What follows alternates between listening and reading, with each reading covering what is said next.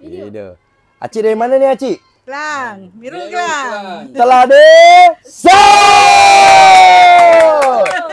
Acik, kata-kata nasihat ni tanya kata-kata nasihat untuk kita orang Acik yang muda-muda ni, apa Acik rasa penambahbaikan daripada senyuman staf saya ke layanan ke apalah semua. Layanan tu dah bagus. Bos Ijan ni semoga lebih maju jaya lah. Kami banggalah Bos Ijan orang Melayu kan. Alhamdulillah. Ya. Lebih maju jaya lagi masa Ya. depan. Alhamdulillah. Staf semua bagus-bagus. Oh, bagus tak? Alhamdulillah. Cuma panas tu kat situ. Ya. Itulah cakap. Pengalaman yang orang tak boleh lupa. Gudang Bojan panas.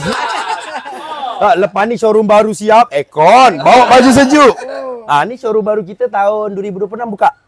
Dia total aircon macam IKEA sikit. Kat mana? Dekat sini je 2 minit. Oh. Nanti kalau lalu balik ni, nampak kereta GTR saya kat belah kanan. InsyaAllah mudah-mudahan lebih berjaya lagi. Alhamdulillah. Ada tip-tip nasihat tak yang kita orang boleh ambil, boleh ingat? Sebab kita orang kan orang muda-muda ni nak kena banyak nasihat dari orang tua ni. Yang lebih tua dari kita ni apa ya, Cik? Sentiasa menghormati orang lebih tua. Alhamdulillah. Lepas tu sentiasa jangan meninggi diri lah. Ya. Merendah diri walaupun kau sekaya mana pun. Ya. Sentiasa merendah diri. Alhamdulillah. Allah moga akan lebihkan rezeki. Alhamdulillah. Saya tinggi ke rendah, Cik? Awak rendah je. Ya. Terima kasih banyak, Cik. Bayangkan kalau dekat video tu macam tinggi. Ya. Comel kan?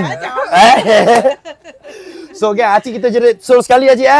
So, Acik ni dari Meru Kelang, gang. Telah desa. Let's get tahniah. Acik, ijak kabul saya lagi sekali. Pakai barang saya nanti ada apa-apa isu jangan malu segan telefon je. Beritahu je. Kita orang akan datang repair ke apa segala.